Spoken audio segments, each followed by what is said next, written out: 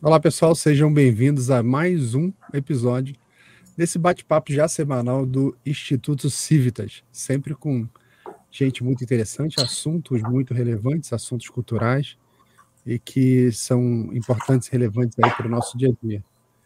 O Instituto Civitas, ele reúne pessoas que investem tempo e recursos para o crescimento de uma sociedade saudável onde a liberdade floresça. Nós também valorizamos nossas raízes históricas, nossas raízes culturais, preservando os frutos que nos foram legados pelos que cultivaram a frondosa pátria brasileira que nós vivemos hoje. E o nosso convidado, eu já vou trazer aqui ele para falar com a gente. Vamos aí. É o Guilhermo Federico Piacese. Tá certo a pronúncia, Piacese? Piacese. Piacese. Mas não tem que fazer a mãozinha do italiano, não, Ma né? va bene, Piacese va bene, Piacese va Piacese. bene. Sì, Italiano sì. fala com a mão, né? Guilherme, obrigado por ter aceitado o convite para fazer essa gravação. Vou fazer assim, uma breve introdução de quem é o Guilherme, pessoal conhecê-lo. O Guilhermo Federico Piacese Ramos. Ele é graduado na Universidade Estácio de Sá em 98, pós-graduado em Direito Processual Civil em 2001, também pela Estácio de Sá, também passei por lá. Foi membro do IBDP e da ABDPC. O que é o IBDP e esse monte de letrinha? Conta pra gente aí. O IBDP é porque, na minha área de direito, em primeiro lugar, boa noite a todos, ou bom dia, boa tarde. Eu estou 5 horas a mais do que todo mundo no Brasil. Eu estou em Milão hoje. Vai fazer um ano que eu estou morando em Milão. Eu vim para cá em julho do ano passado. Estou feliz aqui, é um desafio. Não é fácil imigrar, não é fácil, mas eu já frequento há muito tempo a Itália, desde 2008, tenho umas raízes. Minhas raízes é uma coisa, Laudelino, que eu tenho certeza que é DNA mesmo, porque eu me sinto muito atraído a esse lugar. Eu tenho parente na Úmbria, numa cidade chamada Fabro, na província de Terni. Então eu estou aqui, enfim, eu tenho minha cidadania ius sanguinis, que todo descendente de italiano é italiano. Então eu resolvi mudar para cá em julho do ano passado. E estou começando a vida de novo aqui, aí estou meio afastado. Eu era uma pessoa muito ativa nas redes sociais. Fiquei 4 anos nos nossos ativismos conservadores de direita na internet, na rua, em manifestação, falei em cima de caminhão um monte de vezes. Então agora a vida me trouxe para cá e eu encaro como uma missão divina, porque eu sou movido pela fé mesmo. Eu tenho um crucifixo aqui que eu carrego comigo onde quer que eu vá, e eu entendo, Deus abençoe, e eu entendo que Deus me trouxe aqui. Tem o livre-arbítrio, que Santo Agostinho sempre fala, e nada na vida é por acaso, e eu resolvi viver essa minha aventura italiana. Então, hoje você pergunta, o que é IBDP? Você é advogado? Sim, mas isso era coisa no do passado. Exatamente.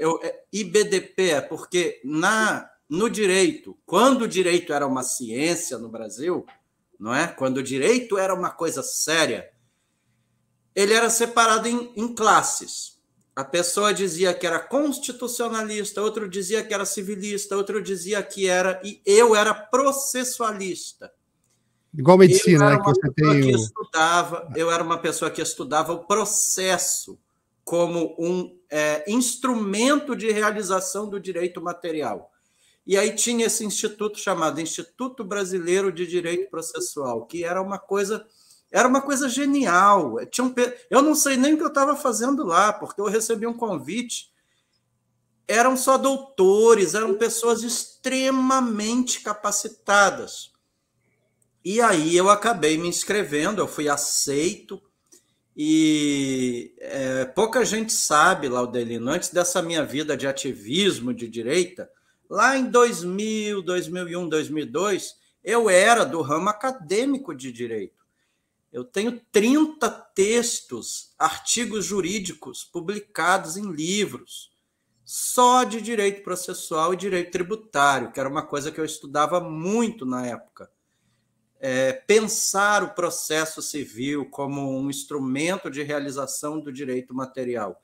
E aí eu tinha esses textos que foram publicados, tem até um acórdão do STJ, do ministro Raul Araújo, que citou um texto meu que foi publicado.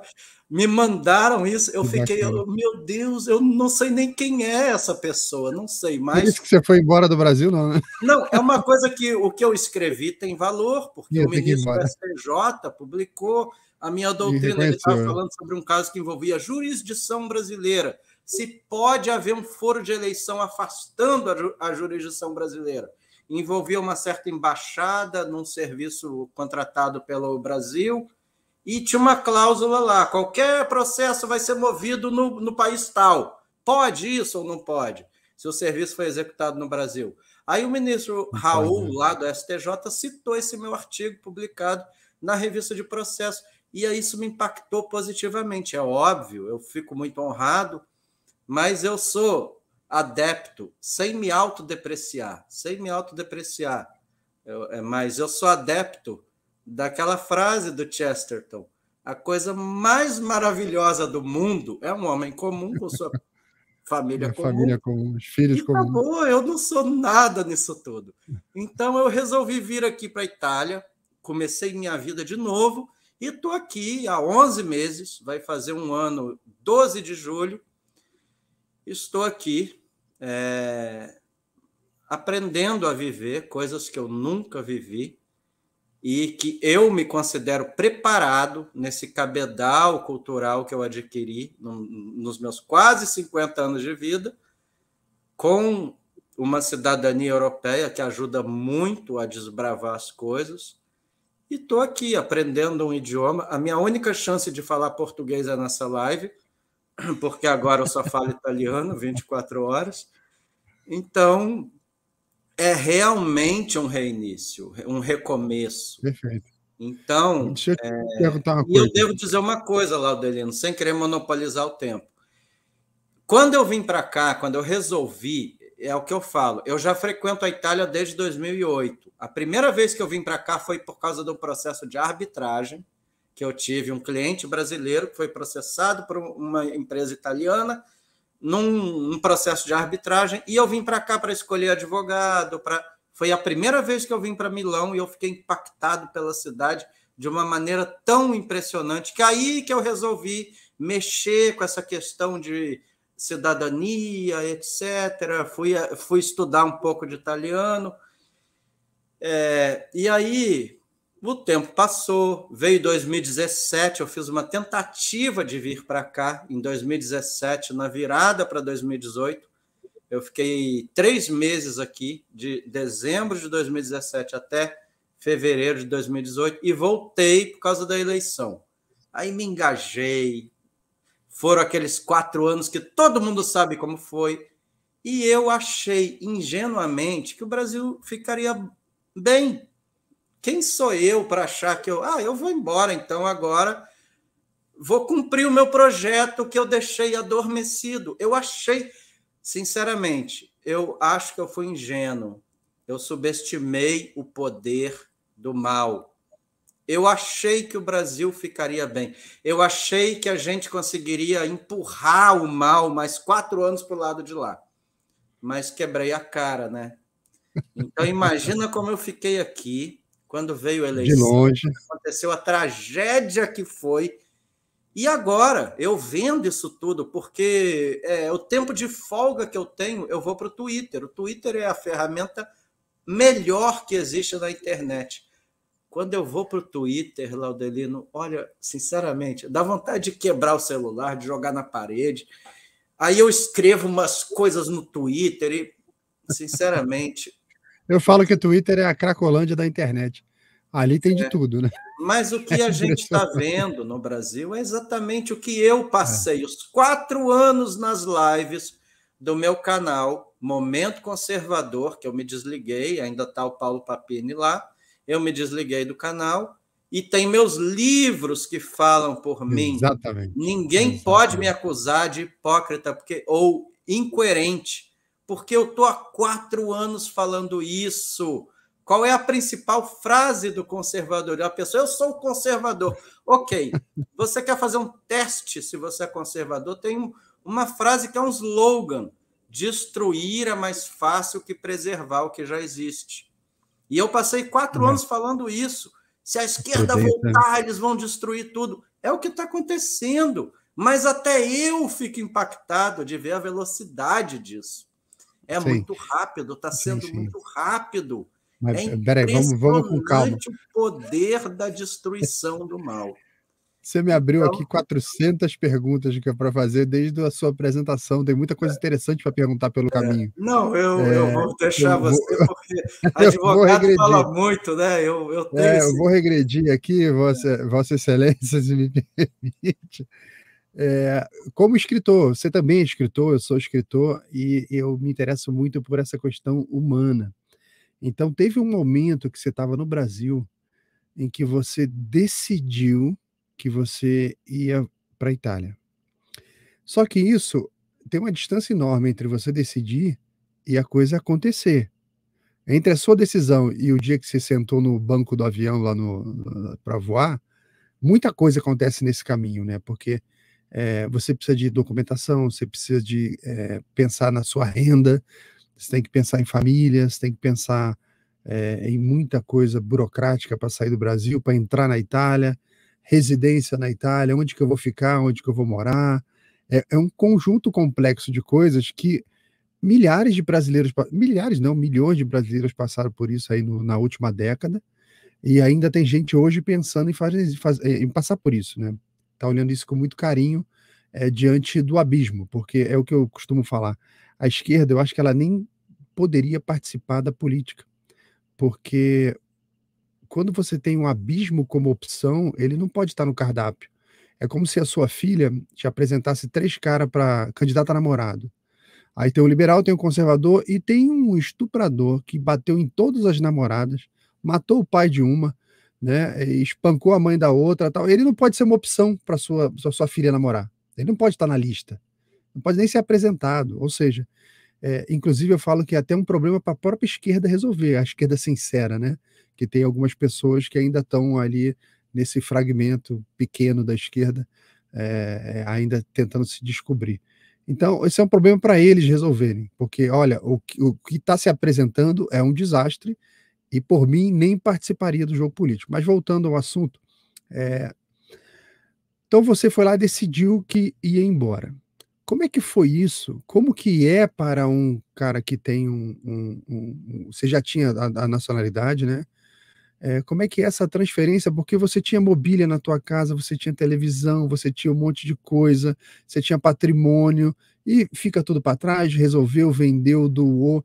É complexa a saída de um país, né? Quando a gente vê a Venezuela, sei lá, tem 3, 4 milhões de exilados, cara, são 3 milhões, 4 milhões de residências abandonadas, de patrimônio abandonado, comércio abandonado, família abandonada, e ficou tudo para trás. Tá? No teu caso, não é um caso de exílio, é um caso de opção, mas não é muito diferente, você tem que fazer tudo isso acontecer. Conta pra gente como é que foi essa preparação da viagem, do lado pessoal até o lado profissional.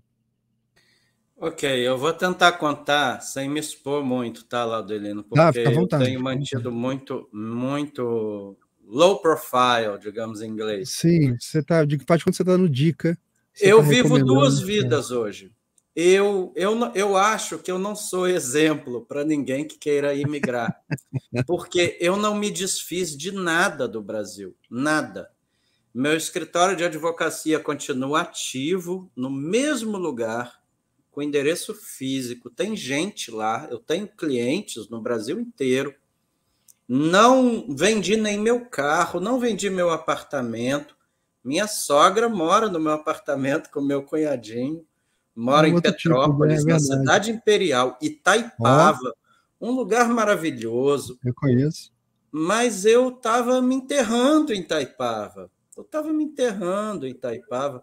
E é uma coisa que eu queria fazer. Eu não sei o que vai ser daqui para frente. Eu sei que hoje eu estou na Itália, arrumei um emprego numa empresa italiana, eu tenho busta paga. Busta paga significa contra-cheque. Legal. Sou contribuinte do INPS. INPS é o nosso INSS do Brasil. Até os nomes são parecidos. E aí eu desenvolvi uma piada, Laudelino, que eu até conto, eu trabalho numa empresa de logística. Então, de vez em quando aparece brasileiro. Quando eles veem que eu sou brasileiro, nossa! Aí, A festa. aí eu desenvolvi a seguinte frase: o que transformou o Brasil no que ele é hoje não foi a colonização portuguesa, foi a imigração italiana.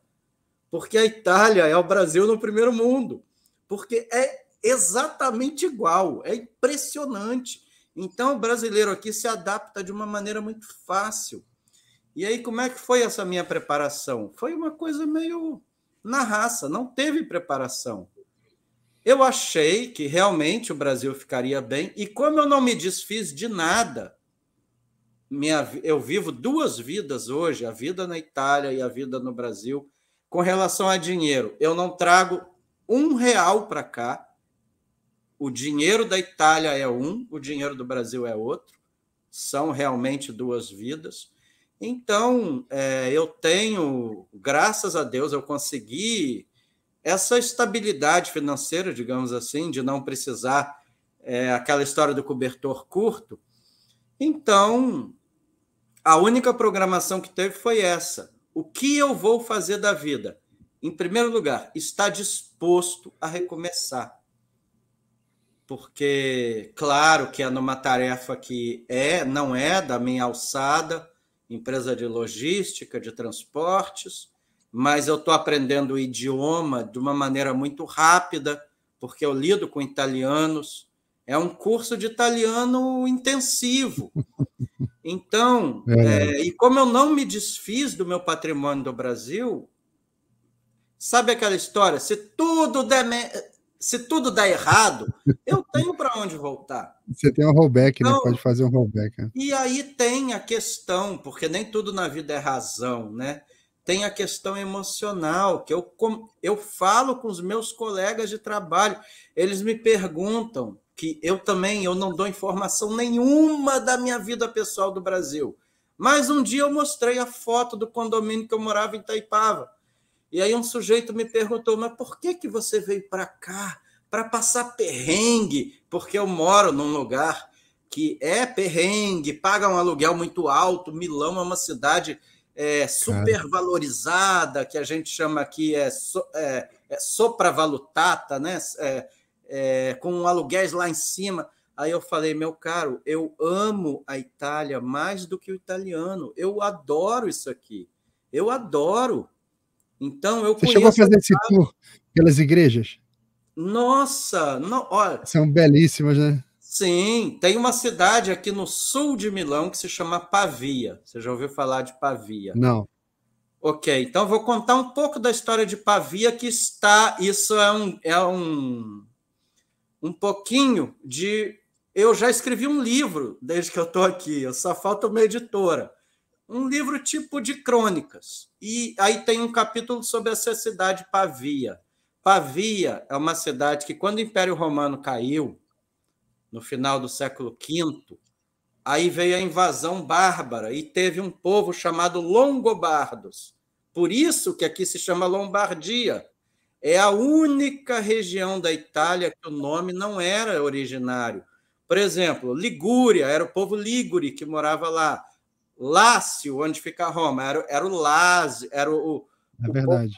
povo Calábria é um nome que remonta à Grécia, que era Magna Grécia. Será que daí que veio a família Lombardi? Provavelmente. E aí, tem quando Roma Lombardi, caiu, né? Lombardia. Aí, quando Roma caiu, tinha Milão que se chamava Mediolanum, que ela estava exatamente no meio do caminho entre os Alpes e a planície padana, que se chama aqui da região da planície padana. Então, ele estava no meio do caminho. Só existia ruínas. E tinha uma cidade que se chamava Pavia, que ela é cruzada pelo rio Pó, que se chamava Pavum na época, o rio Pó e o rio Ticino, que é um rio que vem lá da Suíça. Aí esse povo chamado Longobardo transformou Pavia na capital do reino Longobardo. Então a cidade floresceu durante 500 anos, quando a Itália foi dominada pelo povo longobardo. Só acabou com a invasão de Carlos Magno. E aí o que aconteceu? Santo Agostinho, que viveu na época do final do Império Romano, ele morreu e os ossos dele estavam lá perto de Nápoles. Eles estavam lá em Nápoles, digamos assim. E o povo longobardo, que se converteu ao cristianismo, e na época o cristianismo era uma coisa, vamos chamar no português, claro, radical, né? Eles eram radicais, os primeiros cristãos, eram extremamente radicais. E aí um rei longobardo teve a brilhante ideia de trasladar os ossos de Santo Agostinho para Pavia, porque Pavia passou a ser a capital da igreja.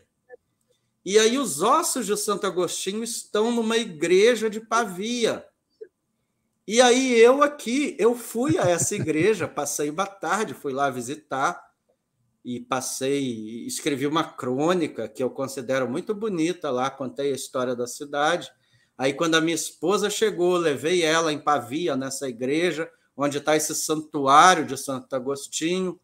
Ela chorou, a gente rezou, enfim, é uma sensação, Laudelino, que não tem como explicar, só para quem é católico. Mas não é só ser católico, porque eu sou movido, além da fé, eu gosto de ler, principalmente a patrística, principalmente Santo Agostinho, que é o início do cristianismo. Há 20 anos que eu leio as coisas que ele escreveu. Então, quando eu fui a Pavia, e aí eu me vi num lugar desse, que é um solo sagrado, e outra coisa, por incrível que pareça, nessa igreja onde tem o sarcófago dele, está também de um filósofo chamado Boécio. E aí tem a história do Boécio também. O Boécio era senador romano quando Roma já tinha caído. A gente está falando aí no ano 520, mais ou menos, 530, já na época do reinado do Teodorico, que era o segundo rei germânico que governou a Itália. Primeiro foi o Odoacro, depois foi o Teodorico. Depois veio Justiniano, lá de Constantinopla, com a ideia dele de restaurar o império. Aí deu tudo errado, saíram os povos germânicos da Itália, e aí começou a Idade das Trevas mesmo, a Idade Média. Então é um erro histórico dizer que o Império Romano caiu em 476. Ele durou até 540, porque ainda teve uma estabilidade, foi só o imperador que foi removido, mas os povos germânicos continuaram com tudo que existia. E aí tinha esse rei Teodorico, e ele tinha o, digamos assim, já viu aquela série Game of Thrones? Tinha aquele cara que era chamado Mão do Rei, né? Mão do Rei. Uhum. Exatamente. Esse filósofo Boécio era o mão do rei do Teodorico. Mas por uma questão de... Boécio que escreveu A Consolação da Filosofia? Exatamente. É um livro brilhante, um livro de cabeceira minha. E eu vou contar por que ele escreveu esse livro. E aí, por causa de umas fofocas, de um complô palaciano, alguém enfiou na cabeça do Teodorico que o Boécio estava querendo derrubar o reino. E aí ele foi acusado de traição e foi condenado à morte em Pavia. Levaram ele para Pavia e ele ficou numa masmorra lá. E aí, lá na masmorra, ele escreveu esse livro, A Consolação da Filosofia. Ele só tinha um pedaço de papiro e um papel e um lápis, que eu não sei de onde ele arrumou. e é um diálogo fictício dele com uma senhora que aparece para ele, que é a tipo socrático, né? É a filosofia. Ali a gente vê um indivíduo que está depressivo, ele está completamente depressivo, ele está numa... É um livro difícil de ler, mas você tem que primeiro entender o contexto histórico. Ou seja, a viagem que você fez foi uma viagem religiosa e histórica. Exatamente. Boécio era de uma família patrícia de Roma, que ainda existia. Então ele tinha instrução, ele tinha tudo. E foi jogado numa masmorra. Então ele escreveu esse livro e entrou para a história. E aí o corpo dele também está nessa mesma igreja do Santo Agostinho, em Pavia. Então, eu tive uma experiência parecida com a riqueza. Uma experiência parecida com a sua quando eu estive em Portugal, que eu também fiz uma viagem pelas igrejas, uma viagem histórica, visitando túmulos e tudo. E dá para entender assim muito bem o que está falando, porque essas viagens não é uma viagem simples, sei lá, que está no Rio de Janeiro, você acorda e vai em Paquetá de barca. Não, não é isso.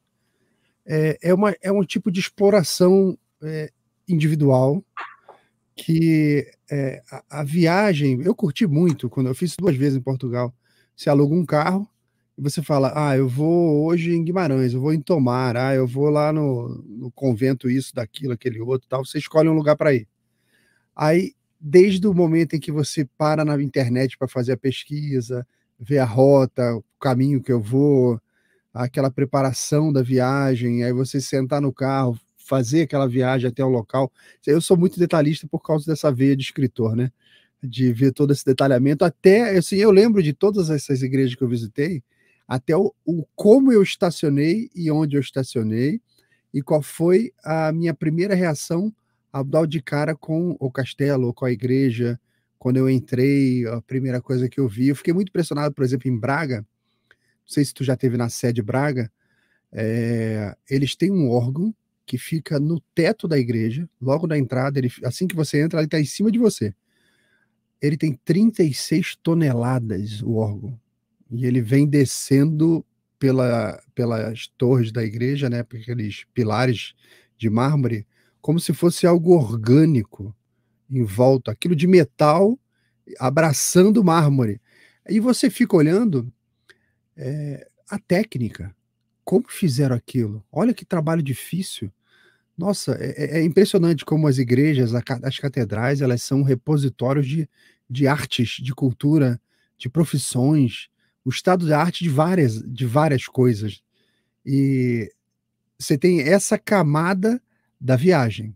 Aí você tem a camada histórica, que é você chegar e encontrar tudo isso que você conhecia, que você estudou, como você falou, pô, lá está o sarcófago, lá estão os ossos, então você chega perto, você fica... eu fico emocionado quando eu vejo a história perto de mim, né? Eu vou ali esbarrar na história, e você fica ali olhando. Eu não tiro foto, às vezes as pessoas falam, você foi em tal lugar, não tirou foto? Não, porque eu estava contemplando. Eu não sou muito de puxar um celular e trocar a contemplação por uma fotografia, né? Eu fico ali contemplando, olhando os detalhes, relembrando a história, o povo que construiu aquilo ali. Você fala, caramba, todo mundo já morreu, todo mundo que já fez isso aqui. Olha só, eles conseguiram fazer isso aqui. A gente hoje não consegue fazer uma reunião de condomínio. Os caras conseguiram fazer isso aqui. Olha como é que a gente está atrasado. Aí você fica ali horas ali confabulando e tal. Termina o dia, termina a visita, você está assim preenchido, numa alegria, numa satisfação enorme, porque você teve um dia civilizacional. Você foi lá reconhecer todo o trabalho, o valor da tua espécie, do teu povo, né? da humanidade que está ali edificado e lutando contra o tempo, está ali há 1000 anos, está ali há 1000 e tantos anos, centenas de anos, resistindo. E é muito bonito quando você consegue desenvolver esses sentimentos de admiração pelas coisas que foram feitas. Nada mais conservador, né?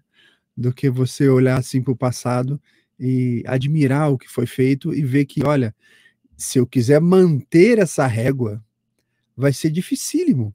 O pessoal fala, não, conservador é um cara que não quer mudar nada. Eu falei, então você está por fora, você nunca teve um carro antigo. Você nunca teve uma casa antiga. A quantidade de coisas que você tem que fazer para que ele continue do mesmo jeito é diário. Já viu os colecionadores de carro? O cara não sai de cima do carro mexendo no carro, alterando, acertando ali um negócio que quebrou, ajustando. Ou seja, o cara, para ser um conservador, ele não pode parar de fazer manutenção, de manter aquilo funcionando, de manter aquilo no padrão e no status que ele foi criado. As casas são as mesmas coisas, tudo que é antigo, né? Já viu o luthier trabalhando com um instrumento antigo? O cuidado que o cara tem que ter, a técnica, o verniz, a cola, é tudo muito especial, é tudo muito caprichoso, com todo o cuidado ali para fazer.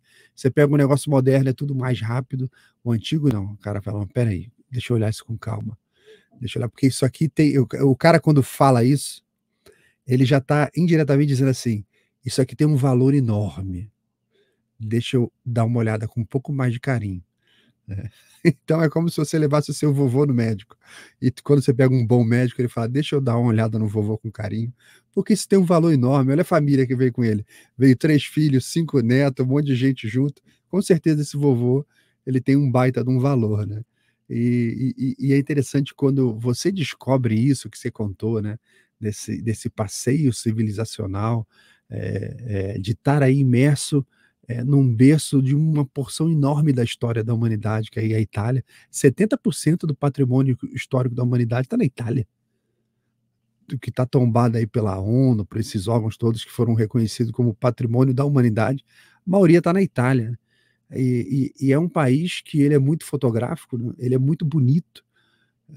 Para onde você olha, você tem camadas e camadas de história, né? Você tem, estamos numa praça aqui, tem aquele muro ali que é do tempo romano. Aí você fala, não, olha direito, não é que ele é do tempo do romano, você tem umas 5 civilizações naquele muro ali. Olha as camadas direito, aí você vai lá, caramba, como é importante você viajar com a história como companheira de viagem com você, né? Então você deixa só de olhar pedras e passa a olhar o passado. Mas, assim, eu acho que a sua viagem deve estar sendo realmente muito gratificante, até porque o Brasil caiu politicamente agora e a Itália está seguindo um caminho contrário. Entrou uma primeira-ministra aí que está tocando um rebu na Itália, pelo menos é o que eu tenho visto pela mídia aqui, que fala muito mal dela aqui, a mídia conservadora, ou a mídia tradicional, né? E o pessoal conservador elogia muito a ministra, as falas dela, as brigas dela com Macron. Como é que está essa sua visão dessa Itália que está, a princípio, ao meu ver de longe, num renascimento, em contraposição com um Brasil que está se afundando? Laudelino, é tanta coisa para falar que é difícil. Em primeiro lugar, eu não queria deixar de comentar sobre Portugal. Eu só fui a Portugal uma única vez e, assim, numa conexão de um voo que parou em Lisboa, eu tive poucas horas, mas à minha maneira, estudo sobre Portugal. E no meu livro, Escritos Conservadores, tem um texto de 4 folhas, onde eu faço uma divagação, onde eu me aventuro a falar da história de Portugal.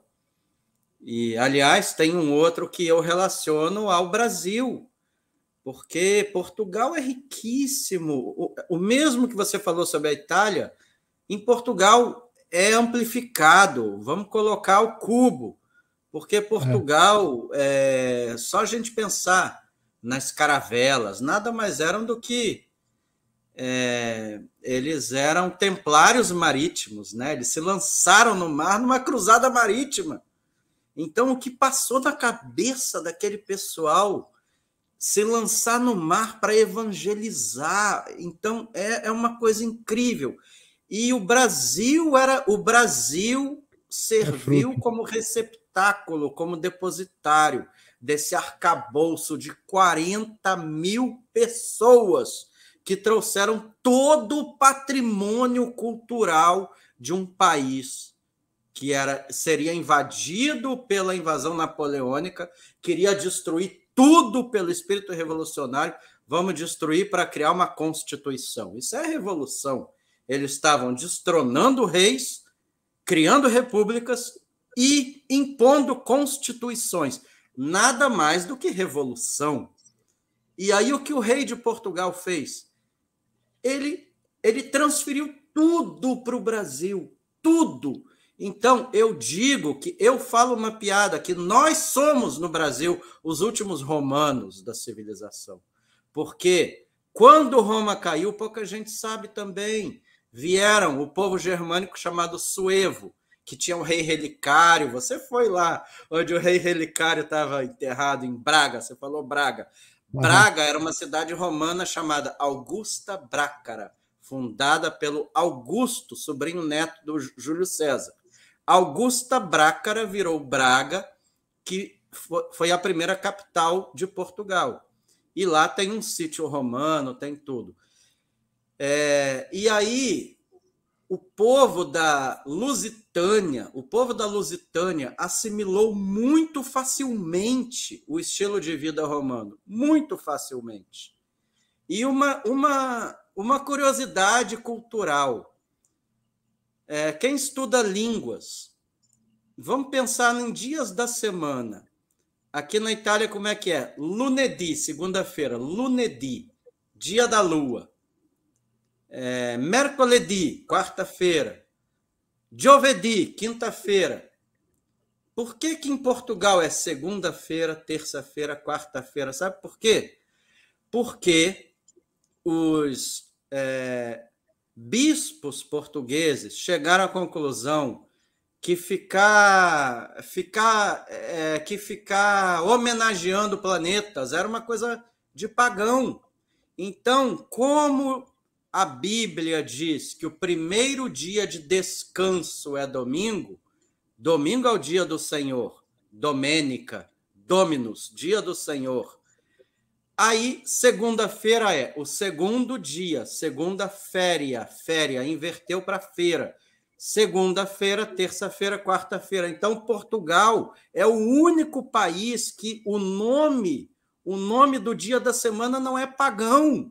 Todo o resto do mundo é pagão. Sunday é o dia do sol. Que dia do sol? Verdade. Domingo é o dia do Senhor. Então, só aí você vê uma pequena diferença cultural de Portugal para os outros países. Só te completar isso aí que você está dizendo, que você me lembrou agora. Eu estou fazendo um estudo para um livro que eu estou escrevendo sobre 100 mentiras da história do Brasil, e eu estava vendo sobre quando descobriram o Brasil, como é que nós fomos batizados? Terra de Santa Cruz. Aí que vem a informação interessante. Depois teve uma baita briga em Portugal, porque os comerciantes, o pessoal que fazia todo o trânsito marítimo, eles costumavam colocar no mapa o nome dos produtos daquela determinada terra. Então, você tinha a Costa do Marfim, né? Aí aqui no Brasil você tinha o pau-brasil, aí o pessoal no mapa começou a escrever Brasil, e em Portugal começou uma discussão enorme lá, falando assim, vocês estão de brincadeira, que a gente vai lá e batiza o nome de uma terra de Santa Cruz, e agora vocês estão trocando para o nome de uma madeira baseado no nome do fogo, madeira de fogo. Não vai mudar o nome do país, numa baita de uma briga. Beleza, aí perdeu, ficou como Brasil. Quando fundaram Brasília, mais uma vez, no documento de fundação, está escrito Terra de Santa Cruz. E mudaram de novo para Brasília. Ou seja, parece que o negócio é realmente uma guerra espiritual, né? Teve a mudança do nome. É maravilhoso, né? Duas vezes. É exatamente isso que você está falando, sobre as nossas origens, né? As cruzadas marítimas. Cruzadas marítimas. Belíssimo. Mas fala da primeira-ministra. Mas você estava perguntando da Giorgia Meloni, o Laudelino. Eu não me sinto, eu não sou palpiteiro de internet. Eu não vou além do sapato, né? É aquele provérbio romano que o sapateiro foi chamado para comentar um quadro. Não sei se você conhece. Ele foi chamado para comentar um quadro. E aí o sujeito começou a dar corda para ele. Como é que está o sapato? E ele começou a falar da roupa, do laço da roupa, e não entendia nada. Então, aí surgiu a expressão, sapateiro não vá além do sapato. Eu, nesse momento, me sinto como o sapateiro que vai além do sapato. Mas o que eu posso dizer aqui da Giorgia Meloni sou fã dela. Fã, incondicional. Pode me chamar da palavrinha que começa com F, né? Porque Ela elogiou, disse que muita coisa do que o sujeito lá dos anos 20 e 30 fez aqui na Itália foram corretas. Lá no início da carreira dela, ela falava isso. Mas aqui na Itália isso é comum, Laudelino, é comum, é uma coisa Não, é porque cultural. você precisa É do uma contexto coisa histórico. cultural. É normal. É como aqui no Brasil se elogia Vargas em vários momentos. Exatamente. Então, vou falar o nome, o Mussolini, eu não sei o que. Claro, a gente sabe o que ele fez de errado, mas é comum. Hoje, ainda hoje, ele é muito presente na sociedade. Ele é tão presente que a gente vê a ação dele na força da polícia, né? Que Sim, isso aí acontece, a gente vai emendar com outro assunto que você vai trazer, do sabe que transgênero brasileiro aqui em Milão. isso é Mas interessante porque quando essas figuras históricas ainda estão presentes dessa maneira no futuro, eu sempre vi como um segundo fenômeno, que é o seguinte: não é mérito dele, é demérito de toda a classe política que veio depois. Vocês conseguiram ser menores que aquele cara, ao ponto de que as pessoas ainda lembram dele. Vocês não fizeram nada maior. Então, a crítica que você faz a ele, você vê, é o que você falou, ele é muito presente, mas não é a mesma coisa que acontece com o Hitler na Alemanha. O Hitler ele é presente sim, de uma mas maneira pejorativa, lá teve histórica. o trauma, aprovaram uma Teve lei todo o para ele trauma. ser apagado da história. E é o que estão tentando fazer no Brasil com os conservadores, com os, digamos assim, bolsonaristas. Tem que ser cancelado. Não, mas deixa eu terminar da Giorgia Meloni. Você perguntou o que eu acho dela, para finalizar. O pouco que eu sei da política italiana, eu gosto muito dela. O problema é, ela está nos 100 dias dela, que os 100 dias, todo político, né, os primeiros 100 dias, ele está... É o período que ele tem de lua de mel com o eleitorado, que roubaram do Bolsonaro isso no Brasil. Até isso. O Bolsonaro foi o único político do mundo contemporâneo que não teve os 100 dias, que é o sujeito que vem fortalecido pelas urnas. Nos 100 dias vai definir como vai ser o governo dele. E aí a Giorgia Meloni está nos 100 dias dela. A questão é, eu espero que o governo dela não caia. Mas como assim, Guilhermo? Porque aqui na Itália é comum, Laudelino. Desde que a Itália virou uma república no final da Segunda Guerra, porque era um reino. A Itália é um país novo, 1864, se eu não me engano, ou 1860, alguma coisa. E ela virou um reino da Itália. Teve 3 reis: Vittorio Emanuele I, II, Vittorio Emanuele III. Aí veio a Segunda Guerra e virou uma república. Desde que tem a República, só 7 primeiros ministros chegaram ao final do governo, porque tem uma coisa que se chama voto di fiducia. Se o parlamento não der garantia, o governo cai. Foi assim. Derrubaram até o Mário Draghi, que era uma pessoa do Banco Central Europeu, uma pessoa que era, digamos assim, o máximo do isentão. Não era nem de direita, nem de esquerda, era um governo tecnocrata, e caiu o governo dele.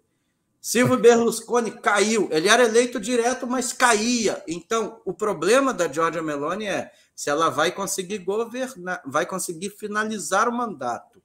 Eu espero que sim. Na cidade onde eu moro, que se chama Cinisello Balsamo, ela faz parte da província de Milano. Eu estou na fronteira de Milão. Milão tem 50 cidades e eu moro exatamente na primeira da fronteira. Teve eleição aqui para vereador, digamos assim, foi eleito só Fratelli d'Italia, só o partido da Giorgia Meloni. Então ela está muito forte. A questão é até onde vai isso, porque sim, tem que a construir, Itália tem uma tem que dar tradição resultado. cultural de não deixar governar. Quando Todo chega livro no que eu li segundo, sobre terceiro Itália, ano, acaba o voto de fiducia e o governo cai. Mas ela é todo parlamentar, ela vai voltar para o parlamento. Todo livro que eu li sobre Itália, toda pessoa que morou na Itália e eu conversei, eles sempre falam sobre a presença. Parece que a coisa também é cultural italiana. Tanto quanto você tem o oxigênio para respirar, você tem a máfia nas cidades. nos negócios, uma coisa que já tá na sociedade. Famílias controlando pequenas frações de negócios, de terras pela cidade e tal, e coisas milenares que até eu lembro que essa amiga última que eu conversei é brasileira casada com um italiano. Eles estão nos Estados Unidos hoje, mas eles moraram um tempo na Itália.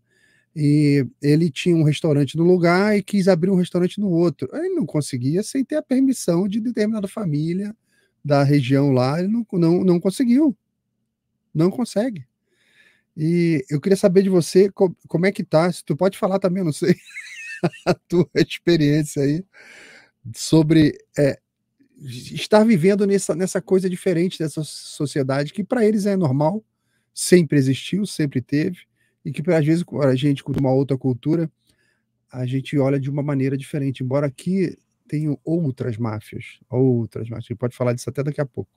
Mas aí como é que está essa tua percepção dessa sociedade com essas características interessantes? Laudelino, a única coisa que eu sei de máfia, porque eu moro em Milão, estou no norte da Itália, isso é uma coisa frequente desde o sul, lá no sul, é família Soprano e, e a máfia de Nova York, Aí que de são costura. famílias que vieram do sul. As 5 famílias de Nova York existem sim, o negócio é pesado, elas têm ramificações principalmente em Nápoles, mas aqui em Milão não tem nada disso. Se Eu vi um tem. documentário uma vez que tinha um problema em Milão com relação ao pessoal da indústria da moda, Não, tem um pessoal chinês, tem muita chinês coisa aí da costura, envolvida. né? Mas eu não é nada que não tenha problema em Milão, Laudelino. É a capital europeia em maior expansão é Milão. A cidade está crescendo de uma maneira que não tem isso aqui. Daqui a 5 anos a cidade vai estar com mais, sei lá, 300, 400 mil habitantes, porque está crescendo muito, muito bairro sendo revitalizado. Claro que Legal. tem problema com imigração desenfreada, isso é um problema grave. Agora, a máfia, esse negócio que todo mundo fala de ter que pagar pedágio para as famílias, isso eu nunca vi. Nunca Comum presenciou. nos restaurantes, mas é lá no sul, é na Sicília. Tem até a questão dos juízes que foram assassinados pela máfia, Borsalino e Giovanni Falcone, que são ícones aqui. Sim. Mas o que eu sei da máfia é o que a cultura me ensinou. Os livros do Mário Puzo, né? E o filme Os Bons Companheiros, e a série Família Soprano, que é maravilhosa, maravilhosa. Então, de novo, a cultura edificando a gente. Mas, pessoalmente, em loco, digamos assim, se eu tivesse em Palermo, talvez eu poderia dizer alguma coisa, mas aqui em Milão nunca vi nada. Vi outros problemas.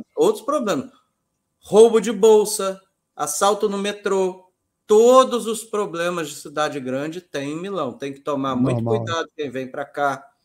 Não dá mole com bolsa, mulher em restaurante, porque a maioria são mulheres romenas, ciganas, que roubam. Não estou sendo preconceituoso, estou falando um fato. O que acontece? Acontece direto mesmo. Então tem que Vem cá, tomar deixa eu te perguntar uma cuidado. coisa. Você já teve contato com a literatura italiana atual, contemporânea? Tive e não tive. Uma das primeiras coisas que eu fiz aqui, quando eu vim para cá, porque eu sou favorável, eu gosto muito de estudar idioma, e eu sou favorável do método natural. Esse negócio de você ficar estudando gramática, o método Também, natural é perfeito. melhor. E eu nunca fiz curso de italiano. Eu falo italiano. 8, 9 meses. Quer dizer, as outras vezes que eu vim para cá, mas eu nunca fui um estudante de italiano.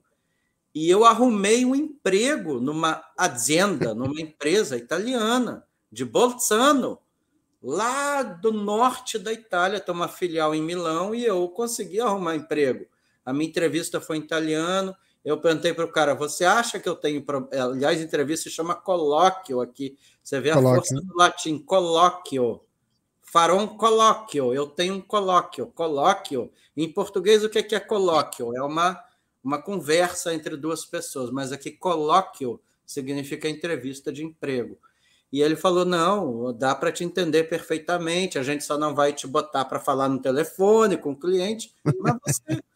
Então, e aí eu gosto muito de idioma. Aí já me perdi, eu falo tanto igual... Você está falando do método natural da língua, que eu acho corretíssimo. Eu tenho uma analogia boa para isso. Mas por que você está falando do método natural? A gente vai chegar lá. Peraí, deixa eu... Isso acontece comigo também. Enquanto você pensa aí. Eu já passei por N curso de inglês, já fiz curso de francês, já fiz curso de latim. E eu sempre implico com o método, porque quando você aprendeu português, ninguém te ensinou gramática. Quando você aprendeu a andar de bicicleta, ninguém te ensinou mecânica, nem física. Senta e pedala. Equilibra aí e segue em frente. Cai e levanta. Então, quando você vê a experiência do método natural, você entende de uma coisa que o Olavo de Carvalho falava. Ele morou na Romênia, né? Aí na Romênia ele falou que se impressionou porque o romeno falava francês, falava inglês, falava várias línguas. Até o mendigo na rua pedia esmola para você em 4, 5 línguas diferentes. E ele parava para conversar com o mendigo, ele desenrolava a conversa. Não era aquele negócio decorado para pedir dinheiro, não. Ele desenrolava a conversa na língua. E ele perguntava para as pessoas, caramba, você fala tão bem francês, você fala tão bem uma outra língua, quanto tempo você estudou? Aí as pessoas respondiam assim, mas eu estudei 2 anos. Aí quando ele chegava no Brasil, ele encontrava um cara que não falava nada de língua nenhuma. Aí, e quanto tempo você estudou? Eu só estudei 2 anos. É o método, a diferença é o método. Você ficou 2 anos estudando física, estudando engenharia, estudando mecânica e não pedalou sua bicicleta. Enquanto outro cara ficou 2 anos com a bicicleta pedalando. Quem é que vai andar melhor? Lembrei o que era. Você perguntou da literatura italiana.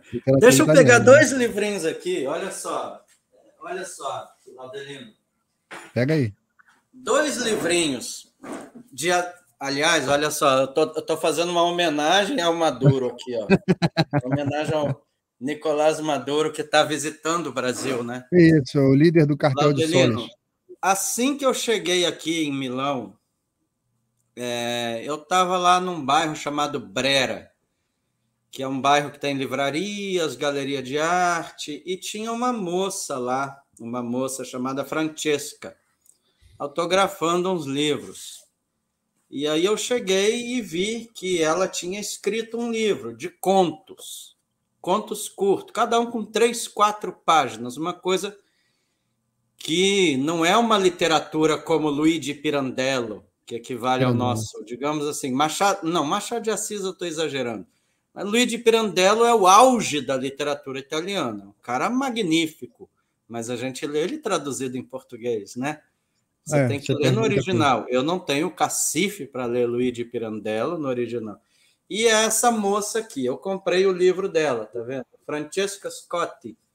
Até enviei um e-mail para ela quando eu comprei, tá aqui tem um e-mail, etc. Isso eu era recém-chegado aqui em julho do ano passado, agosto.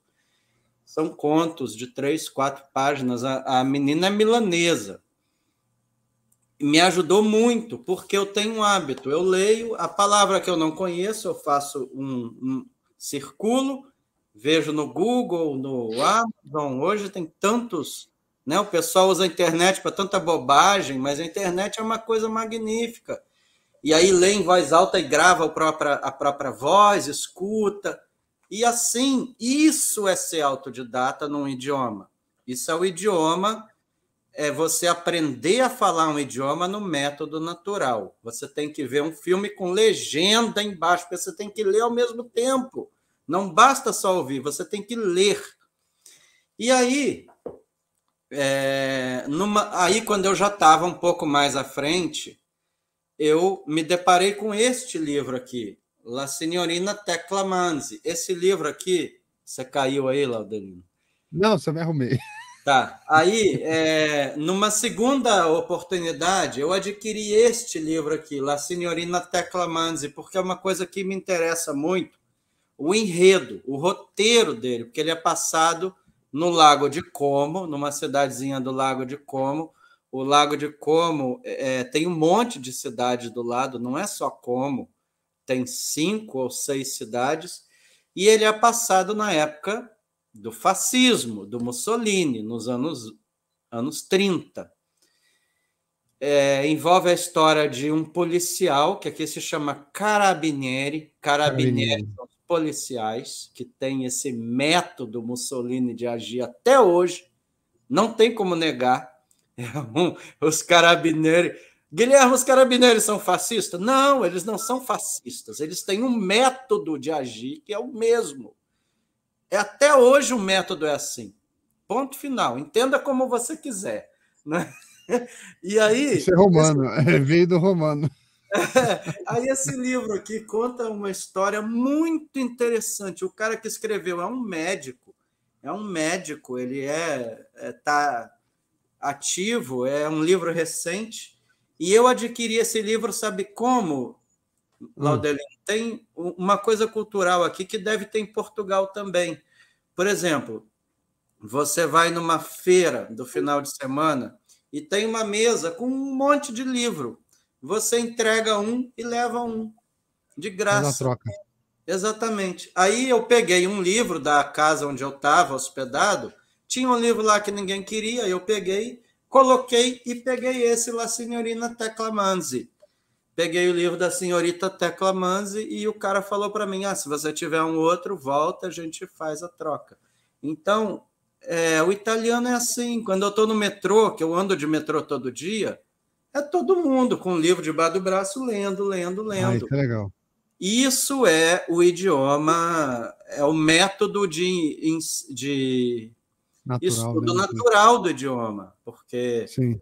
Não é o livro de gramática. E aí, o que eu faço? Quando eu me deparo com uma frase legal, eu leio em voz alta na frente do espelho, gravo a minha voz e depois eu escuto e eu vejo onde que eu errei na pronúncia.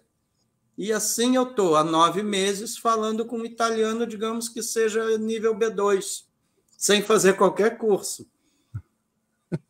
E só vai avançar porque você está com a prática do dia a dia. Exato. Que é o grande problema do cara que é o estudante de língua no Brasil, né? O cara sai do cursinho, acabou o contato com a língua, né? Ele não pratica. Ele tem que ir para a internet e ter a iniciativa de fazer isso sozinho, né? Tem um cara no Brasil o cara é um fenômeno aí do curso de inglês, um tal do Mairo Vergara. O cara, já vendeu quase 100 milhões de reais em curso pela internet. Ele usa o método natural.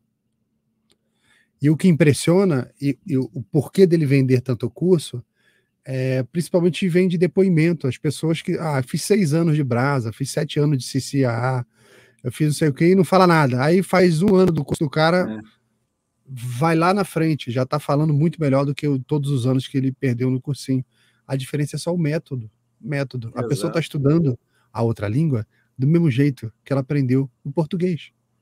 Você aprendeu português como? Mamãe, quero água. Você foi aprendendo padrões, né? Padrões, tá doendo, eu quero, papai, mamãe.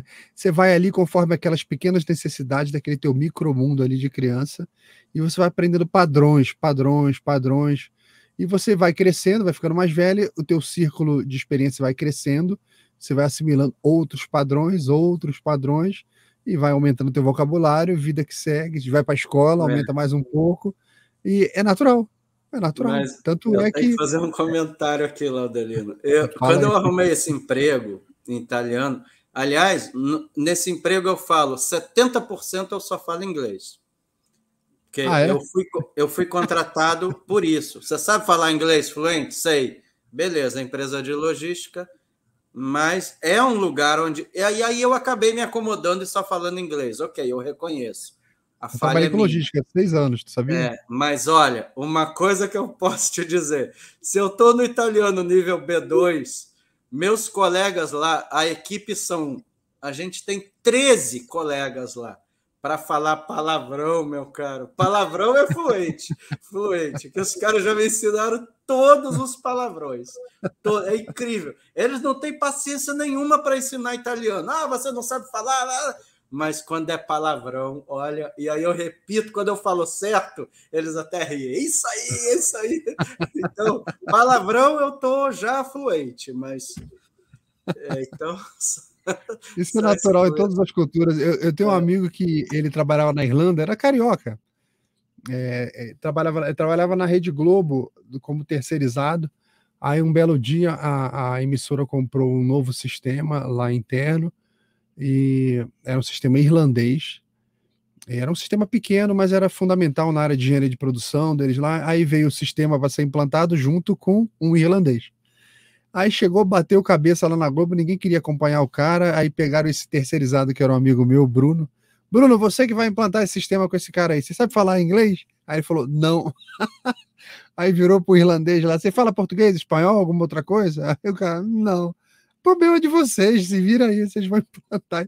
Aí eles ficavam escrevendo no papelzinho, o cara botava lá num tradutor, e os caras ficaram trabalhando meses assim. Aí o que aconteceu? Quando terminou a implantação, o irlandês levou o Bruno para trabalhar com ele na Irlanda. E lá na Irlanda, ele o que ele fez? A primeira namoradinha que ele arrumou, ele ficou ensinando só palavrão para a garota, dizendo que era português. Aí, de repente, quem surge lá para visitá-lo? A família dele, pai e mãe. Chegou na porta, a apresentação da menina para a família foi um horror, né? Porque ela resolveu, diante dos pais, botar todo o vocabulário dela em português para fora. Mas ele não esperava que ele tivesse uma visita da família. Então a menina desfilou assim, ao receber os pais, uma cachoeira de palavrões. Ficou o pai e a mãe assim olhando. E ele veio lá de dentro da casa. Não, não, não, não, não, não. Tirando para explicar para os pais. Levou uma bronca dos pais, né? Isso é coisa que se faça com a menina. Tá? Então, ou seja, é um fenômeno meio que mundial, né? Não, mas olha, tem um palavrão aqui, Laudelino. É isso que eu gosto do idioma italiano. O italiano, não existe palavra que não tenha valor. Todas as palavras significam. Todas as vogais. Pode fazer um exercício. Não existe nenhuma palavra terminada com consoante. É uma característica do idioma italiano. Todas as palavras terminam com vogal. Por isso que quando o italiano fala inglês, tem aquele sotaque específico. Por exemplo, quando ele fala marketing, o italiano fala marketing, porque para ele não existe uma palavra que não acabe com vogal. E aí tem uma expressão aqui que é tremendamente chula, mas que imediatamente, quando eu conheci, eu associei ao Brasil. Não sei se eu posso falar aqui. Testa de cazzo. Sabe o que é testa de cazzo? Você chamar alguém de testa de cazzo aqui, o sujeito dá na sua cara. É uma coisa extremamente ofensiva. É da cultura. Você chama alguém de testa de cazzo, é muito, mas muito ofensivo.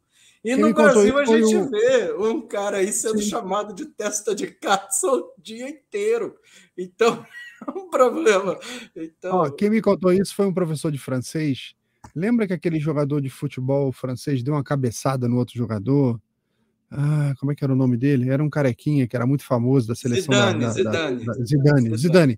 Deu uma cabeçada no outro jogador. Aí o professor meu de francês, ele falou, sabe por que ele deu aquela cabeçada?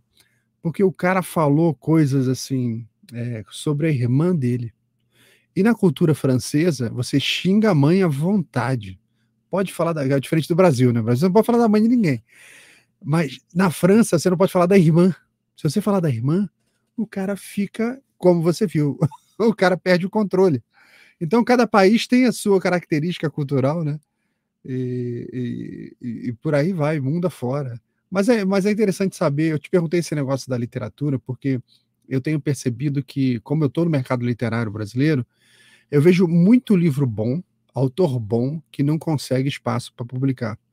E eu vejo muito livro ruim, com a baita publicação, em todas as livrarias, tu pega o livro para ler, você fala, cara, é um mistério. Como que esse lixo vendeu tanto? E tá cheio de lixo assim, né? Americano que é vendido aqui tem muito, esses livros de autoajuda, tu pega e fala, caramba, vendeu pra caramba o mundo inteiro, deixa eu dar uma olhada. Aí você vai lá folheando, é um vazio, assim, um vazio. Isso, cara, impressionante. Então, eu costumo até dizer isso, eu acredito que o melhor escritor do mundo não conseguiu publicar nada. A mulher mais bonita do mundo, nunca ninguém viu uma foto. O melhor jogador de futebol do mundo dirige um ônibus. Sabe? Esse tipo de situações onde Napoleão que dizia, né, que não existe nenhuma relação entre oportunidade e capacidade. Ou seja, eu te perguntei pela literatura porque eu estou descobrindo que existe um micromundo de literatura em vários países onde acontece uma literatura de altíssima qualidade, mas com muito pouca divulgação e pouca tiragem, porque são pessoas que não tiveram sorte nem oportunidade de estar publicando. E se você garimpar, você vai encontrar muita coisa boa, como tem no Brasil, muito autor bom que é pouco conhecido, do passado, do presente, que aí quando você descobre aquele achado, que o cara só tem um livro, ele não tem o segundo, né? Isso acontece também na música, né? Não, pô, tinha um grupo tal, assim, que é o tal autor que fez tal música e só fez aquela música, não tem uma outra. Então tá cheio disso. Eu acredito que aí na Itália não deve ser diferente, deve ter muita coisa boa escondida. Aí até porque é um país antigo, de uma literatura muito antiga, deve ter muita coisa boa. Eu digo o seguinte, Laudelino, e isso eu falo por experiência própria. Uma coisa que eu me esforcei muito para conseguir, muito, foi publicar os meus livros. Eu não tenho vergonha nenhuma de dizer que eu paguei para publicar, porque um livro conservador, de direita, óbvio que editora nenhuma ia querer. Uma editora me ofereceu, não vou falar o nome aqui, mas eu ia ter que esperar 1 ano e meio até ela poder publicar. Aí eu fiz uma pesquisa, publiquei na editora Fontenelle, falo o nome porque eu sou grato, porque eles não censuraram nada, não fizeram filtro nenhum, só me cobraram, custa tanto, o dinheiro é todo seu, então eu não tive nem prejuízo no livro, mas eu tive que pagar na frente.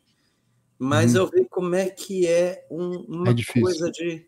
Mas difícil. Eu tinha sempre na minha cabeça, quando eu resolvi publicar o livro, que era uma missão de evangelizar, uma missão de catequizar as pessoas, igual os 12 do início. A gente tem que fazer isso mesmo, espalhar a palavra. Porque, Laudelino, hoje eu ainda tenho muita coisa para falar, mas infelizmente, minha vida mudou, eu estou aqui e circunstâncias me trouxeram para cá, mas pelo menos eu já publiquei meus 4 livros. E estou com esse no prelo, que um dia, talvez, essas minhas crônicas italianas. Você tem filhos? Não. Você já plantou uma árvore? Diversas. Então, mas é isso que eu queria dizer.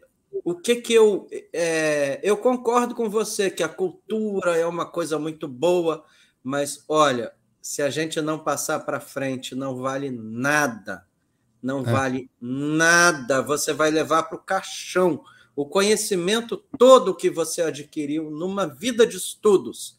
Se você não passar para frente, não vale nada, é um desperdício, é uma falta de respeito com você mesmo e com todos os ancestrais que te deram aquele cabedal de conhecimento. Então, quando eu resolvi publicar esses livros, o que eu pensei? 2 coisas. Em primeiro lugar, isso, imbuído, né, da lição do... Ih, caiu minha bandeira lá. Caiu o Brasil. Da lição do Russell Kirk, que você, na live que a gente fez lá com o Eduardo Vieira, você citou anões sentados no ombro de gigante. Sim, sim. Eu cito uma outra aqui, das coisas permanentes. As coisas permanentes. Essa lição do Russell Kirk, da política da prudência, é a coisa mais linda do mundo. Muito boa. Essa é a nossa essência. A gente tem... O que é ser conservador? não é só a gente perceber que destruir é mais fácil que preservar o que existe. É que quando a gente chegou no mundo, a gente herdou tudo que já existe, que é uma coisa boa, que foi testada pelo tempo, foi aprovada, foi legada para nós e a gente tem que preservar e passar para a geração seguinte. Então, isso que Russell Kirk fala das coisas permanentes, são coisas que a gente já nasceu, elas já estavam e vão permanecer quando a gente for embora. E aí eu, com o meu grãozinho de areia, com a minha insignificância, eu pensei, o Brasil está vivendo um momento histórico.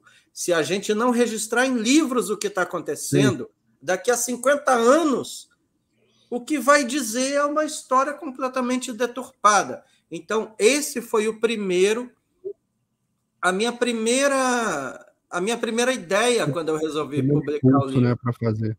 E a segunda foi de criar uma versão diversa para os fatos, porque só existiria a versão unilateral da esquerda extremista.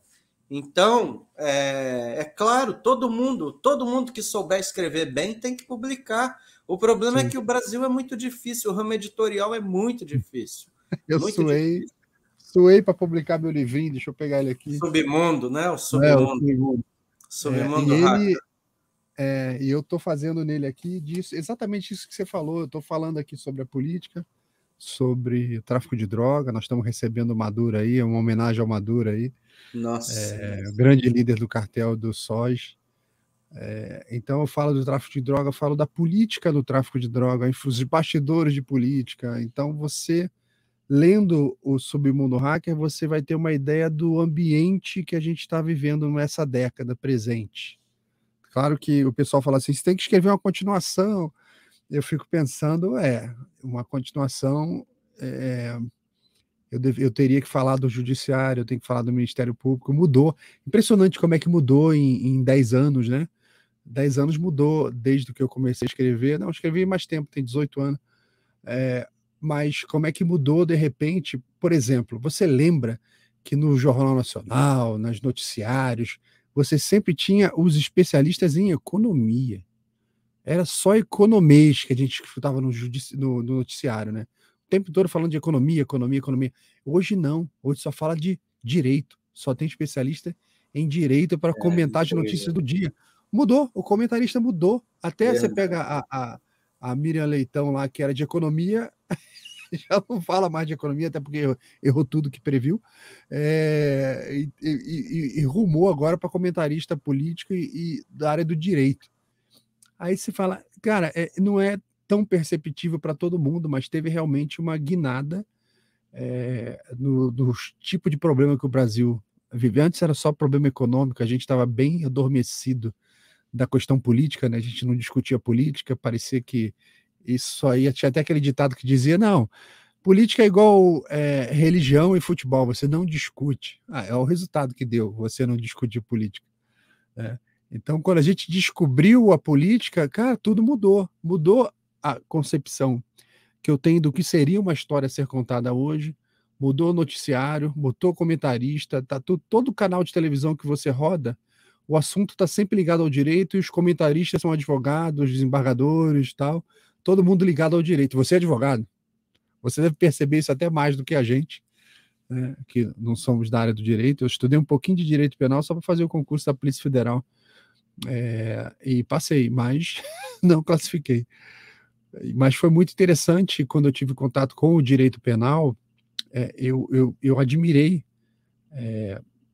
a exatidão do direito quando ele tenta ali ignorar o contexto e apenas classificar. O penal faz isso, né? Ele classifica, olha, não interessa se tu é culpado ou inocente. Se tal coisa aconteceu, é esse artigo aqui que se aplica. E quando você vai lendo um artigo depois do outro, você vê que aquilo é uma construção de milênios, né? É uma coisa de uma sabedoria acumulada. E quando você vê no noticiário alguém que chega, por exemplo, pega o princípio da reserva legal, não há crime sem lei anterior que defina, nem pena sem prévia combinação legal. O cara atropela aquilo. Eu que estudei um negocinho desse tamanho, eu sou agredido assim que tu cai do sofá. Eu fico imaginando um advogado com uma formação plena, doutorado, mestrado, um monte de artigo que nem você publicado, livros, assistindo o que está acontecendo no Brasil. E aí? Laudelino, você tocou num assunto aqui que é para uma live só sobre isso. Direito. Mas vamos fazer um exercício para você ver como é que o idioma é lindo, né? Como é que o idioma é lindo, a questão semântica. Que a gente no Brasil vive uma revolução semântica. Você concorda comigo como escritor? É a subversão lá, a elevada, tá? A gente está no auge do processo subversivo. Quando a pessoa esquece o que a linguagem, o idioma de um povo é a mesma coisa que território, que o próprio povo, uma nação. A nação é formada por povo, território e soberania. E a língua. E o idioma. Vamos pensar no direito penal que você falou aí. Como é que é o Código Penal? Matar alguém, qual é a pena? Subtrair, qual é a pena? Em hora nenhuma fala, você não pode matar, você não pode subtrair. É a liberdade. Você quer matar? Beleza. Matar alguém é sempre punir o ato, a consequência. Não é punir, não é dizer que o ato não pode ser realizado. O que está havendo no direito é uma revolução com essa lei de fake news. Você não pode falar tal coisa. É exatamente isso. O que é o direito penal? Matar alguém. Vamos pensar no crime clássico, o homicídio. Matar alguém. Está lá no artigo 121 do Código Penal, são 2 palavras. Matar alguém. 2 pontos. Pena. Eu não sei a pena de cabeça porque eu não sou criminalista. Mas é só isso. Não pode matar. Está lá, matar alguém. E isso é até a liberdade. Você quer matar, você vai matar. Beleza, mate. Não é? Mas se você matar, você vai ser punido. Se a pena é 30 anos, eles falam, não, 30 anos eu acho que é muito tempo. Tem que tentar ressocializar essa pessoa. Sim, tal. mas... Aí você vai lá e altera o que está escrito. Pois é, mas como não está lá matar alguém? E essa discussão toda que está vendo de crime de fake news, eu não sei o quê. É o quê? É para impedir o sujeito de fazer. É antes do crime. Em hora nenhuma, o direito penal não se encarrega dessas coisas. O direito penal pune a ação. Ponto final. Ele pune a ação. Então, é um processo revolucionário que está havendo. É um processo revolucionário. Eles estão mudando as estruturas do direito. Então, mas isso é um assunto só para uma live sobre isso. Mas o Brasil, Laudelino, desanima. Não é que desanima. É uma coisa que a gente sabia que ia acontecer. A gente sabia. Sim, a gente está acompanhando há mais tempo. Por quê? Porque destruir é mais fácil do que conservar. Então, esse pessoal não veio para brincadeira. Para participar do jogo, né? E se você tem um jogador que ele não está disposto a seguir as regras, e quando ele não segue regra, não tem consequência, você sempre vai perder para esse cara. Ele sempre vai vencer. Exatamente. Todas as vezes ele vai vencer. E aí cabe lembrar que nenhuma democracia surgiu a partir de métodos democráticos. Sempre tem ruptura. Sempre tem um momento em que você tem que dar uma freada de arrumação. Exatamente. Aí falar, mas isso é ilegal, isso é contra a lei. Eu falo, isso é irrelevante. Isso já dizia Platão, né, na República. O que dizia Platão? 2.500 anos atrás, o Platão dizia: democracia é uma consequência de uma sociedade saudável, de uma sociedade, digamos assim, numa fase posterior ao governo dos bons, a aristocracia. Eu sou a favor da aristocracia. Sim, todos. Eu sou um aristocrata. É só estudar um pouco. Agora, para os analfabetos funcionais, se alguém ouvir isso e distorcer o que eu falei, é analfabeto funcional. Eu sou a favor de aristocracia. Eu não estou dizendo que eu sou a favor O que eu entendo é o seguinte: o melhor regime político são pessoas, desde que nascem, educadas para governar. Exatamente como tinha quando? Antes do golpe de 1889. Né? Mas aí, você que é monarquista, a gente vai começar aqui numa discussão, porque eu também outra live. Eu acabei virando, porque não tem como, é só você estudar história, não tem nada de romântico. Nas minhas investigações históricas, não tem como. O parlamento de 1870, 1880... É incomparável. Mas era cada vez mais... Mas o que diz Platão? Platão dizia que a democracia era uma consequência do governo dos bons. E aí eu, nesses 4 anos fazendo live no meu canal, sempre dizia que a gente precisava de mais 4 anos de Bolsonaro. Por quê? Porque a gente estava criando o governo dos bons, a gente ia ter que criar pessoas, ia ter que...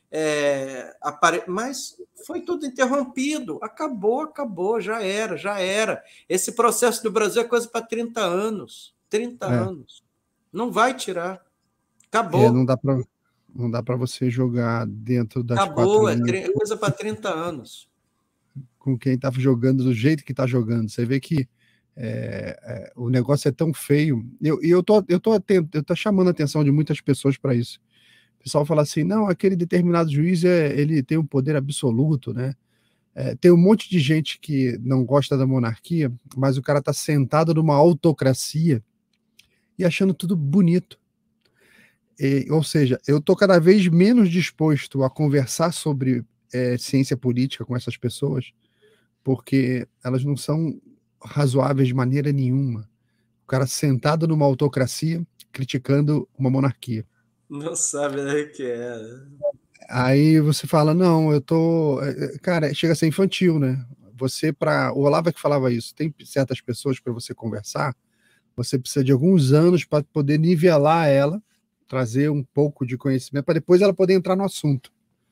Porque ela traz para o debate a ausência de conhecimento. Ela usa isso como argumento. Aí fala, eu nunca ouvi falar disso. Aí duvida de você porque ela nunca ouviu falar daquilo, porque ela não conhece o tema, porque o que você falou foi muito estranho. Ou seja, o argumento que ela coloca é a ausência do conhecimento. E é muito difícil você, na nossa sociedade aqui, é um ou outro que você consegue parar para conversar sobre determinados assuntos. Mas isso é a geração boomer. Geração boomer. Os boomers. Ou seja, cada vez mais eu me convenço do voto censitário. O voto censitário, eu acho que não pode ser universal. Você tem que ser... as pessoas têm que ser escolhidas pela parcela da sociedade que está envolvida na construção daquele país. Não é qualquer um. Que o cara acabou de sair da escola, já pode ir lá e votar, desconhecendo tudo, não tendo experiência de nada, não paga um boleto e vai lá, ajuda a escolher um cara do PSOL. Não dá. Eu sou lá a favor do meu voto distrital puro, recall de mandato, todos esses mecanismos que a humanidade desenvolveu para que o político sirva ao povo e não o contrário. O pessoal fala que aquele determinado juiz tem um baita de um poder, mas eu falo assim, ele não tem poder algum. O que ele tem é uma máquina estatal debaixo dele, ávida para obedecer qualquer coisa que ele faça. Já nem julgam se é lícito ou não. Estão apenas cumprindo ordens. Então ele assina qualquer coisa no papel e sai um monte de gente correndo para executar aquilo.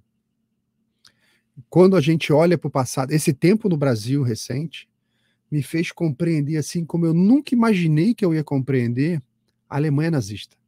A gente sempre se perguntou, caramba, como que pode? A sociedade permitiu, como é que pode? As pessoas permitiram. O pessoal não estava vendo que estava fazendo errado ali com os judeus, não estava vendo aquele quebrando o comércio de todo mundo, prendendo um monte de gente e tal, campo de concentração lá. Os americanos até que tiveram que levar os americanos, os alemães das cidades perto de campos de concentração para ir lá visitar o campo de concentração, né? Porque tinha toda uma narrativa dizendo que aquilo era um exagero, não existia, os caras levaram a população, não, vocês vão ter que ir lá, levou todo mundo para conhecer o campo. E você ficava sempre se perguntando, cara, que coisa estranha, como é que permitiram um povo tão sábio, o alemão sempre foi bem conceituado. Eu estou até lendo um livro aqui interessante do leigo chamado Donato, que ele está falando sobre educação perene, e ele fala sobre como que não existe nenhuma relação entre capacidade técnica, aprendizado e moral. Você pode ser um baita de um cientista, o melhor do mundo, não ter moral nenhuma. Exatamente. E como você faz? Aí a gente falava assim, poxa, a Alemanha tão desenvolvida na mecânica, tão desenvolvida nos estudos, tão desenvolvida, e realmente não tem nenhuma relação com moral, né? E esse período atual do Brasil fez a gente compreender isso. Fala, é possível, é reproduzível e é repetível. Está acontecendo aí na cara de todo mundo. Tem uma galera, eu moro em Brasília, eu moro aqui, no centro de tudo. Tem uma galera que ele tem uma seita. Tem gente que quando sai de casa de manhã, ele vai no cantinho da sala dele, tem um santinho, tem um terço, tem uma velhinha ali de 7 dias, ele vai lá, faz uma oração antes de sair de casa, tá? Beleza, vai embora. Tem gente que tem no canto da sala a mesma estrutura, só que não tem um tercinho, ele tem um quadro com uma moldura do contra-cheque dele. Antes dele sair, ele vai lá e promete que ele não vai fazer nada durante o dia que ameace o contra-cheque. É o pessoal da seita do contra-cheque. Então, toda a vida do cara é focada em proteger aquele papel. Ele trabalha para aquilo, não interessa. Vende a mãe, vende o pai, vende os filhos. Ele não tem moral alguma. Olha, eu conheci várias pessoas assim. Ele quer saber como que ele sobe o próximo degrau. O degrau pode ser pescoço de outras pessoas. Ele quer saber como é que ele sobe no outro pescoço, no outro. Não está nem aí.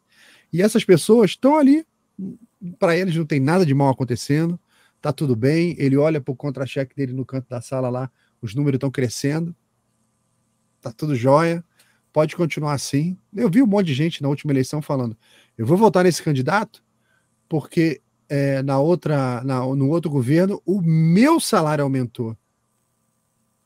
Eu falei, cara, mas e o resto do país? E o resto das coisas? Tá nem aí. Nem aí. Eu moro do lado de 2 bares enormes aqui do meu bairro. Não interessa o que está acontecendo no Brasil. Você abre a janela, o bar tá cheio. Sabe aqueles eventos em que a coisa está acontecendo ao vivo e tá todo mundo de cara na TV, vendo aquilo ao vivo acontecer?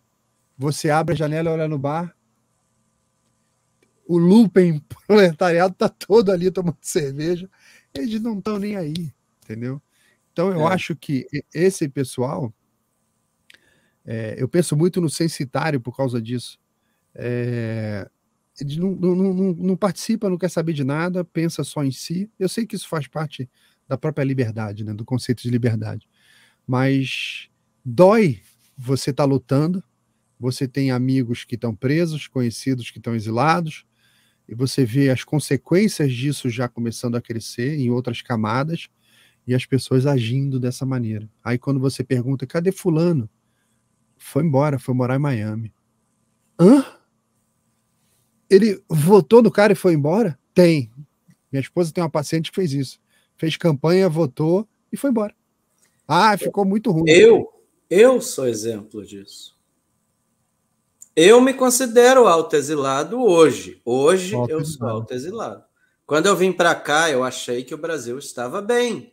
A gente ganhou mais 4 anos, eu estava feliz. Respirou. Eu fui ingênuo, eu subestimei. Não é que eu subestimei, eu sempre soube o poder do mal. Eu supervalorizei a nossa possibilidade de reagir, achar que a gente viu que a máquina... Mas, Laudelino, isso que você falou sobre moral é uma coisa brilhante. Brilhante. E eu rendo coro aqui a você. Eu sempre disse que o Brasil... Por isso que eu sou um estudioso do direito natural. Sabe o que é o justnaturalismo? Justnaturalismo. Justnaturalismo. O problema do Brasil não é falta de lei. Esquece tudo isso. O problema do Brasil é moral, é ético. E é um dos pilares civilizacionais que uma sociedade que se diga civilizada tem. O direito romano, que é todo o arcabouço jurídico. Mas por que direito romano? Que é o que o Brasil trouxe para cá. São regras de convivência. não é? Quando o ser humano criou o primeiro pacto social, vamos parar de fazer justiça com as próprias mãos. Na primeira aglomeração tribal, vamos parar de vizinho invadiu, vou matar o vizinho. Vamos estabelecer uma regra. Não pode passar daqui, não pode isso. Isso é o primeiro direito do mundo. O ser humano abriu mão da autotutela. Eu não vou mais me autotutelar. Então, para isso, tem que ter um ente para dizer quem tem razão, não é? Então, nasceu o direito. É o primeiro pilar. O segundo, qual é o segundo pilar? É o pilar moral. E aí entra o cristianismo. Por isso que a religião é tão importante, mesmo para quem não tem a religião. O ateu puro é o nazista. É o cara que não tem moral. Porque o ateu puro, mas que ele tem moral, ele não é ateu. Se o sujeito tem aspectos morais, se ele vê que uma coisa é justa ou injusta, ele não é. Então, a religião é importante nesse aspecto. E o terceiro aspecto é a família. Então, para destruir isso tudo, você vê que a gente está sob ataque nos 3 tripés. Então, o que você falou de moral é exatamente isso. O Brasil não precisa de mais leis, ele precisa de pessoas moralistas. O Guilherme é moralista, sou com muito orgulho. Leiam C.S. Lewis. C.S. Lewis é o maior moralista que já existiu na história, é o C.S. Lewis, com os livrinhos dele.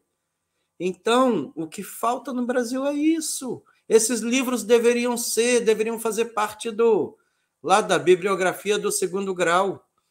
Então, é lamentável. Agora, Laudelino, tudo isso só dá certo no Brasil, essa destruição toda, porque eles destruíram a base de tudo, entendeu? Então, o nosso trabalho é de longo prazo, é de formar gerações, esse discurso todo que a gente já faz também há 4 anos.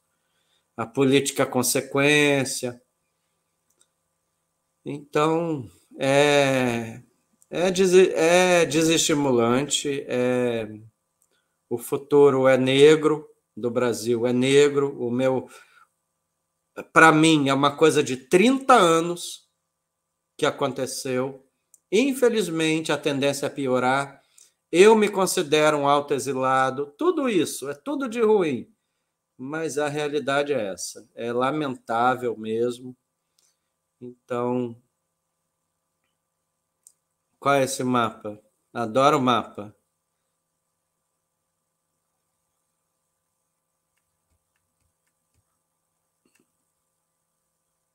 Esse é o mapa da Alemanha, né? Tá sem som, Laudelino. Esse é o mapa das eleições de 32 na Alemanha. Se você olhar a parte de cima, é onde teve a maioria de votos nazistas, onde Hitler foi eleito. A parte de baixo é a concentração dos votos católicos. Se você olhar, é o que você falou, o pessoal que tem a sua vida permeada pela moral não votou no partido nazista. Está exatamente aqui. Você vê que uma região praticamente encaixa na outra. Inclusive, até na pequena fração que você tem lá em cima, você tem o mesmo deslocamento aqui. Cara, é impressionante esse mapa. Eu tenho ele guardado há muito tempo. Quando eu vi a primeira vez, tudo fez sentido. A parte moral, como você falou, né? O cara que tem a vida permeada pela moral, ele Deixa eu não falar uma votaria. frase. Sabe por que eu adoro história? Por que eu estudo história? A história não mente. Olha um exemplo aí. Né? Verdade. Eles até tentam falsificar, mas a história não mente. É verdade. Outra coisa interessante é que eu Não está falo se para todo mundo reproduzindo também. de novo? Eu falo assim, vocês já perceberam que não é pela imprensa que você vai saber o que está acontecendo?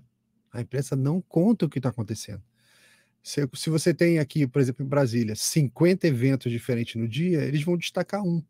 49, você não vai ficar nem sabendo o que aconteceu. Ou seja, se você só se informa pela imprensa, seja ela inteira, você sabe só de uma fração das coisas. Quem vai te contar a história verdadeira vai ser a história 80 anos depois. O trabalho de pesquisadores é que vai te aproximar do que aconteceu. Ou seja, a camada mais fraca da realidade é a imprensa. Depois, ao longo do tempo, é que você vem com o trabalho mais sério, mais completo, historiadores, tal, evidências, que você começa a ter uma noção maior do todo. E tem gente que hoje abraça a imprensa como aquela verdade universal, né? Inquestionável. Tem gente que diz assim, eu escrevo copyright para várias pessoas e às vezes você escreve alguma coisa e tem alguém que manda uma mensagem perguntando onde é que você viu isso? Às vezes são coisas super conhecidas, comuns, como você falar que o Maduro faz parte do tráfico de droga, ele faz parte de um cartel. Aí você fala, não, que história é essa? Onde é que você viu isso? Está ao alcance de um Google. O cara, se teclar no Google, ele encontra. Aí você pega e manda para ele uma matéria da CNN, ele fala, agora sim. Mas por que você acreditou na CNN e não acreditou no que eu falei? Que credibilidade é essa? Só porque o cara fez uma matéria? Quem fez a matéria? O estagiário, olha lá escrito lá o nome do cara. Procura o nome do cara. O cara tem 20 anos de idade. Olha aí, ó, o garoto escreveu, você está dizendo que confia no garoto porque ele tem um crachá da CNN? Olha lá a coisa errada escrita. Tem coisa errada no texto. Nem teve supervisão. Lembra daquela frase do Groucho Marx? Groucho Você vai Marx. acreditar em mim ou nos seus olhos? Com os próprios olhos. Né? Essa frase é maravilhosa. Guilhermo, queria te agradecer pelo bate-papo, tá? Vou deixar aí para você dar uma mensagem final, a gente já está aqui 1h30. Os assuntos são intermináveis. Se a gente continuar aqui, vai para 5 horas. E você está muitas horas à frente, já está com uma carinha de sono já também. Então, deixa sua mensagem final e vamos em frente. Bom, minha mensagem final, Laudelino, é, em primeiro lugar, obrigado ao convite do Instituto Civitas, porque eu falo na pronúncia clássica, Civitas, não é Civitas. Foi uma honra.